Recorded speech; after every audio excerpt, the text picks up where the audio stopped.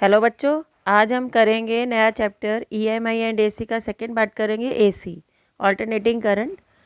Alternating current AC क्या होता है? देखो, हमें दो टाइप ऑफ करंट पता है, एक डीसी होता है, एक एसी होता है।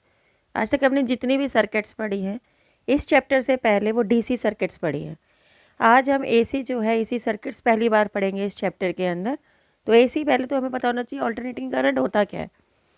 ऑल्टरनेटिंग करंट वो करंट होता है जिसका मैग्नीट्यूड जो है, जिसकी वोल्टेज जो है या मैग्नीट्यूड जो है या करंट जो है वो कॉन्टीन्यूसली टाइम के साथ क्या करता है, चेंज। अब यहाँ देखो, यहाँ कम है, ये आपका वोल्टेज या करंट का एक्सिस है, ये टाइम का एक्सिस है। तो यहाँ इस पहले वाले टाइम पर इसकी वोल्टेज कम है, फिर वोल्टेज बढ़ रही है, फिर वोल्टेज और बढ़ रही है, ये देखो कम ज़्यादा ज़्यादा, यहाँ पर आके मैक्सिमम हो जाती है वोल्टेज, फिर डिक्रीज़ करती है और फिर किस में चली जाती है, दूसरी पोलैरिटी मतलब नेगेटिव पोलैरिटी में भी चली जाती है। तो एसी करंट की दो बातें हमें बड़ी ध्यान रखनी है, जिसका मैग्नीट्यूड कॉन्स्टेंटली चेंज हो रहा है और जिसकी पोलैरिटी भी कॉन्स्टेंटली क्या हो रही है, चेंज हो रही है, तो उसको हम बोलते हैं एसी। तो डीसी किसे बोलते हैं? डीसी जिसका मैग्नीट्यूड भी चेंज नहीं हो रहा है, देखो एक ही मैग्नीट्यूड है, मैग्नीट्यूड भी चेंज नहीं हो रहा है और डायरेक्शन भी चेंज नहीं हो रही है, उसको हम बोलते हैं डीसी। तो ये डीसी का ग्राफ होता है और ये एसी का होता है। अब ये साइन का कर्व है, आपको पता है ये जो कर्व होता है वो साइन का कर्व है। तो इसकी वोल्टेज की इक्वेशन भी क्या बनेगी, E इज इक्वल टू, क्योंकि वोल्टेज जो है साइन की तरह वेरी कर रही है, E is equal to E naught sine omega T और I is equal to I naught sine omega T. ये आपकी करंट की इक्वेशंस बन गई हैं या वोल्टेज की इक्वेशन बन गई है या एसी की इक्वेशन कह सकते हैं, बन गई है। ये क्या होता है? ये होता है आपका ई नॉट और आई नॉट, आपकी पीक वैल्यू, मतलब ये वाली वैल्यू, ये वाली, इसको कहते हैं सबसे बड़ी वैल्यू को पीक वैल्यू बन गई। ई और आई इंस्टेंटेनियस वैल्यू ऑफ ईएमएफ और करंट। देखो, मैं आपको बोलती हूँ ये पूरा 1 सेकंड का है, यहाँ से यहाँ तक 1 सेकंड है। मैं आपसे पूछती हूँ 0.5 सेकंड पे करंट कहाँ की वैल्यू क्या थी, तो आप यहाँ पर ये जो वैल्यू निकालोगे इंस्टेंटेनियस करंट वो ये है, ठीक है, आई। या वोल्टेज की वैल्यू इंस्टेंट किसी पर्टिकुलर इंस्टेंट में निकालने के लिए बोलूँगी तो वो इंस्टेंटेनियस करंट होगा। और आपको वो तो फॉर्मूला पता ही है, V is equal to I R. तो उसके हिसाब से हम यहाँ पर चलेंगे। अगर I is equal to E upon R है, अगर आप यहाँ पीक ले रहे हैं तो पीक ही निकलेगी, ठीक है। तो यहाँ दूसरे लेंगे कुछ और, तो यहाँ पर RMS जैसे होती है, RMS लेंगे तो यहाँ RMS ही निकलेगी। तो ये चीज़ें हमने देखनी है। सेकंड हमें बात करते हैं कि AC का एम्पलीट्यूड क्या होता है, सबसे बड़ी वैल्यू, ठीक है। The maximum displacement from its mean position, उसको हम क्या बोलते हैं, एम्पलीट्यूड बोलते हैं। और यहाँ पर एम्पलीट्यूड की वैल्यू जो है पीक वैल्यू के बराबर है, तो आई नॉट जो है वो आप उसका एम्पलीट्यूड है, मतलब सबसे बड़ी वैल्यू को हम एम्पलीट्यूड बोलते हैं, चाहे करंट की हो चाहे वोल्टेज की हो। टाइम पीरियड क्या होता है, एक साइकिल कितनी देर में उसने ख़त्म की, the time of one oscillation या वन साइकिल को हम बोलते हैं टाइम पीरियड। देखो, ओमेगा क्या होता है, एंगुलर फ्रीक्वेंसी होती है 2π/t, ठीक है। तो टाइम पीरियड का फॉर्मूला क्या हुआ, 2π/ओमेगा। ये हमने याद रखना है, ये एक इम्पॉर्टेंट फार्मूला है, 2π/ओमेगा। अब फ्रीक्वेंसी की बात करें, फ्रीक्वेंसी आप सबको पता है 1/टाइम होती है। 1/टाइम का मतलब इसका उल्टा, उल्टा मतलब ओमेगा अपॉन 2π, ये होती है हमारे पास। आपको फ्रीक्वेंसी पता है, हमारे पास एसी की फ्रीक्वेंसी कितनी आती है, हमारे घरों में 50 हर्ट्ज़ आती है और बाहर के देशों में 60 हर्ट्ज़ भी आती है। तो एसी की फ्रीक्वेंसी एक सेकंड में 50 साइकिल्स या 60 साइकिल्स आती है। जैसे हमारे देश में तो, इंडिया में तो 50 हर्ट्ज़ होती है। दूसरी बात करते हैं डीसी की।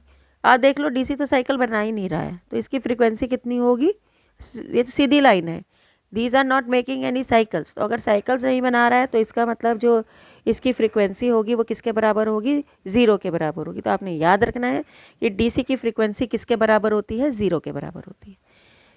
तो अब हम क्या करते हैं, अभी कॉन्टीन्यूसली वेरी कर रहा है करंट, कॉन्टीन्यूसली वेरी कर रहा है एसी का, वोल्टेज कॉन्टीन्यूसली वेरी कर रही है एसी की।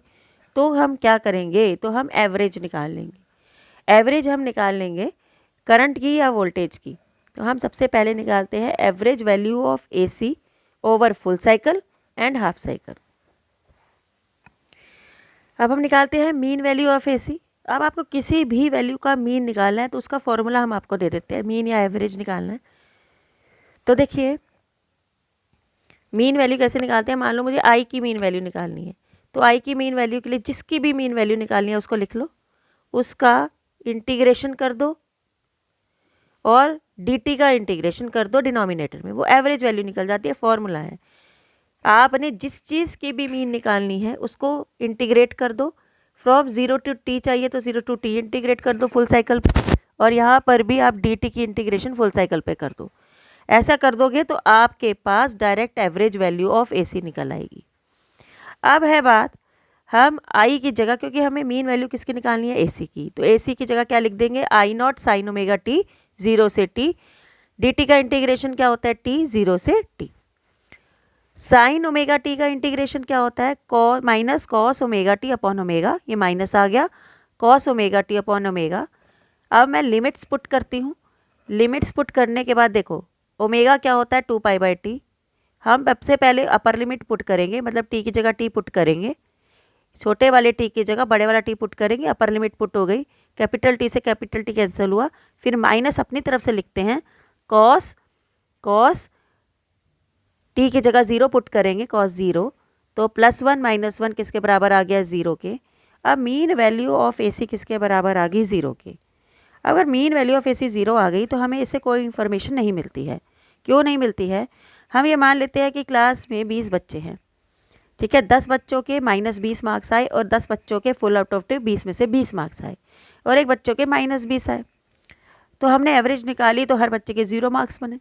तो हमें क्या इससे कोई इन्फॉर्मेशन मिली, कोई इन्फॉर्मेशन नहीं मिली, हम तो ये मान के चलेंगे कि एवरेज सब बच्चे नालायक है, सब बच्चों के 0 मार्क्स हैं। तो हमें इन्फॉर्मेशन लेनी पड़ेगी, तो इससे हमें कोई इन्फॉर्मेशन नहीं मिलती है, तो हम mean value of AC full cycle पे यूज़ नहीं करते। अब क्या होता है, ऊपर वाला होता है और नीचे वाला होता है, दोनों को एवरेज आउट करेंगे तो ये क्या हो जाएगा, ये ऊपर वाली साइकिल होती है, नीचे वाली होती है, दोनों को एवरेज आउट करेंगे तो किसके बराबर हो जाएगी, 0 की। तो हमें कोई इन्फॉर्मेशन इससे नहीं मिलती है। तो हम क्या करते हैं, एवरेज वैल्यू निकालने के लिए इसे हाफ साइकिल पे इंटीग्रेट करते हैं। तो आप देखो हाफ साइकिल पे इंटीग्रेट कैसे किया, मैंने बोला जिसका भी मीन आपने निकालना है, जिसका भी मीन आपने निकालना है उसका फॉर्मूला है IDT, ठीक है। आपने अब लिमिट्स लेनी है 0 से t/2, क्योंकि आपने हाफ साइकिल पे निकालना है, dt का इंटीग्रेशन फ्रॉम 0 से t/2। आई की जगह आप क्या लिखते हो, I naught sine omega T dt, आपने पहले भी AC के लिए यही लिखा था, dt सेम कर रहे हैं, बस हमने सिर्फ लिमिट्स चेंज की हैं। फिर I naught minus cos omega T by omega जो है वो साइन ओमेगा टी का इंटीग्रेशन 0 से t, वैल्यूज़ हमने लिमिट्स पुट करी, देखिए माइनस आई नॉट ओमेगा बाहर, कॉस 2π/t ओमेगा की वैल्यू, अपर लिमिट पुट करेंगे, अपर लिमिट अभी हमने t/2 मानी है, minus cos lower limit put करेंगे, लोअर लिमिट हमने t की जगह पुट करी तो 0 आया, divided by upper limit minus lower limit, तो ये आपका t/2 आया। तो ये हो गया आपका। अब क्या है, minus I naught omega into, यहाँ पर भी लिमिट पुट कर दो, ये वाला जो t है यहाँ पर भी ओमेगा की वैल्यू पुट कर दो, तो ये हो गया हमारा, ओमेगा की जगह हम पुट करेंगे 2π/t, कॉस पाई की वैल्यू -1, कॉस 0 की वैल्यू -1 माइनस ये उतरा है हमारा, और हमारे पास 2i0 ओमेगा t/2, मैंने बोला ओमेगा की वैल्यू पुट कर दो, ओमेगा की वैल्यू होगी 2π/t, 2i0/π जो कट गया उसे हमने काट दिया, 2/π टाइम्स i0। जो अभी हमें फॉर्मूला, बड़ा ही इंपॉर्टेंट फार्मूला हमें मिल गया कि जो आई एवरेज होती है वो 2/π टाइम्स i0 होती है, मतलब पीक वैल्यू को अगर हम 2/π से मल्टीप्लाई कर देंगे तो मेरी आई एवरेज निकल आएगी। 2/π जो होता है वो 0.637 i0 होता है। तो ये आपको ध्यान रखना है। मान लो आपको पीक वैल्यू दे रखी है 2 एम्पियर, तो उसे बोला एवरेज वैल्यू निकालो, तो आप उसको 0.637 से मल्टीप्लाई कर दोगे तो आपकी क्या निकल आएगी, एवरेज वैल्यू निकल आएगी। बच्चों अब हम करेंगे RMS वैल्यू ऑफ करंट। तो ये RMS वैल्यू ऑफ करंट क्या होता है, पहले हम RMS की डेफिनेशन समझ लेते हैं। RMS वो स्टडी वोल्टेज होती है, it is the value of that study voltage that produces the same amount of heat, जो सेम अमाउंट ऑफ हीट पैदा करती है गिवन रेजिस्टेंस में, जो कि एक ऑल्टरनेटिंग करंट उसी रेजिस्टेंस में करेगा इन अ सेम टाइम। तो वो होती है हमारी root mean square value of current. दोबारा मैं बोलती हूँ, स्टडी करंट की वो करंट की वैल्यू जो इन अ गिवन रेजिस्टर, एक रेजिस्टर में उतना ही हीट पैदा करती है जितना एक ऑल्टरनेटिंग करंट करता same amount of it same time में, उस वैल्यू ऑफ हीट को, उस वैल्यू ऑफ करंट को हम RMS वैल्यू ऑफ करंट कहते हैं। तो उसको निकालने का तरीका क्या होता है, IRMS निकालना है तो हम उल्टा चलेंगे, यह है रूट मीन स्क्वायर, ठीक है, वैल्यू ऑफ AC करंट। पहले हम करंट लेंगे, उसका स्क्वायर करेंगे। करंट हमने लिया, AC करंट होता है I0 sin ओमेगा टी, उसका हमने स्क्वायर किया। फिर हमने उसका मीन लिया। मीन मैंने आपको बताया था फॉर्मूला होता है, जिसका भी आपने मीन लेना हो, मेरे को अभी मीन जो लेना है वो I0 sin ओमेगा टी के होल स्क्वायर का मीन लेना है। तो उसको लिख के dt की इंटीग्रेशन कर दो फ्रॉम 0 to t, और नीचे 0 to t टाइम का इंटीग्रेशन कर दो। ये हमने मीन ले लिया, फिर उसका क्या बोला, रूट लो, उल्टा चल रहे हैं। फिर हमने उसका क्या ले लिया, रूट ले लिया। रूट का मतलब होता है पावर 1/2। अब हमने क्या किया, हमने I0 स्क्वायर को बाहर निकाल लिया क्योंकि ये स्क्वायर था। ये हमने dt का इंटीग्रेशन टाइम भी बाहर निकाल के रख लिया। हमारे पास सिर्फ इंटीग्रेशन करने के लिए बचा sine square omega T dt, और ऊपर रूट तो साथ साथ चलेगा ही। साइन स्क्वायर ओमेगा टी का फॉर्मूला होता है, ये आपको याद कर लो, एक ही फॉर्मूला याद करना है अपने ट्रिग्नोमेट्री का, 1 - cos 2 ओमेगा टी बाई 2। अभी नीचे 2 आ गया, ऐसे भी बाहर निकाल लो। अब आपको इंटीग्रेशन किसकी करनी है, अब आपको इंटीग्रेशन करनी है 1 dt की, और फिर हमें cos 2 ओमेगा टी की भी इंटीग्रेशन करनी है। जो dt की इंटीग्रेशन होती है वो t होती है, वो मैंने यहाँ पर लिख ली 0 से t, और cos 2 ओमेगा टी की जो इंटीग्रेशन होती है 0 से t, वो किसके इक्वल होती है, 0 के, तो डायरेक्ट 0 लिख लो। cos 2 ओमेगा टी की इंटीग्रेशन फ्रॉम 0 to t 0 होती है, डायरेक्ट 0 लिख लो। अब हम upper limit minus lower limit करेंगे, t - 0 करेंगे तो हमारे पास t - 0 t आ जाएगा। t से t आपका कैंसिल हो गया, और रूट I0 स्क्वायर का रूट होगा I0, और 2 का रूट होगा √2। तो RMS वैल्यू आ गई, पीक के नीचे √2 लिख दो, मतलब RMS is equal to I0 by √2। अगर आप √2 से डिवाइड कर दोगे पीक वैल्यू को, तो आपको कौन सी वैल्यू मिल जाएगी, RMS वैल्यू मिल जाएगी। अब हमने यहाँ पर डायरेक्ट बोल दिया cos 2 ओमेगा टी dt की इंटीग्रेशन किसके इक्वल होती है, 0, डायरेक्ट लिख सकते हो। लेकिन अगर आप देखना चाहते हो तो ये है हमारी cos 2 ओमेगा टी की इंटीग्रेशन। आपकी cos 2 ओमेगा टी की इंटीग्रेशन होगी sin 2 omega T divided by 2 omega 0 से t। आपने लिमिट्स पुट कर दी, पहले स्मॉल टी की जगह कैपिटल टी पुट कर दिया, फिर माइनस अपनी तरफ से लिख के फिर हमने स्मॉल टी की जगह 0 पुट कर दिया। तो ये हो जाएगी sin 2 ओमेगा की वैल्यू 2π/t इंटू टी से t गया, तो sin 4π माइनस sin 0, sin 4π भी 0, sin 0 भी 0। तो आपकी जो integration of cos 2 omega T from 0 to t will be equal to 0। अब क्वेश्चन ये है, जो हम ordinary moving coil galvanometers use करते हैं वो AC के लिए क्यों नहीं यूज़ कर सकते। वो हम इसलिए नहीं यूज़ कर सकते, जो ऑर्डिनरी मूविंग कॉइल गैल्वेनोमीटर्स होते हैं वो बेस्ड होते हैं, आपको पता है moving coil galvanometer magnetic effect पे बेस्ड होते हैं। तो एक बारी जब AC डालेंगे उसके अंदर, अगर एक बारी वो ऐसे घूमेगा, एक बारी वो ऐसे घूमेगा, ऐसे मतलब ऐसे और ऐसे, पॉजिटिव पोलैरिटी के लिए वो ऐसे इधर की साइड डिफ्लेक्शन देगी सुई, और नेगेटिव की साइड दूसरी। मान लो हमने बड़ा छोटा सा करंट भेजा तो वो इतना हिल रही है, ऐसे ऐसे ऐसे ऐसे दोनों, मतलब कि बिल्कुल थोड़ा सा हिल रही है, और उसका जो इफेक्ट नलीफाई होकर हमें कोई डिफ्लेक्शन ही नहीं दिख रही, जितना इधर हिल रही है उतना इधर हिल रही है।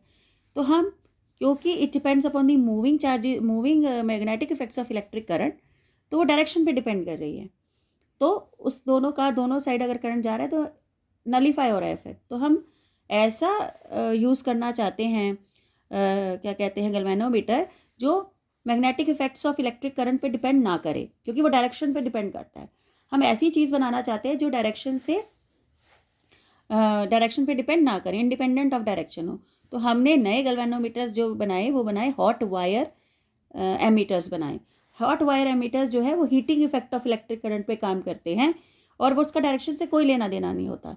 तो इसीलिए हम जो है ACs के लिए हॉट वायर इंस्ट्रूमेंट्स यूज़ करते हैं, रादर देन कि वो इंस्ट्रूमेंट्स यूज़ करें जो moving magnetic effects of electric current पे डिपेंड करते हैं।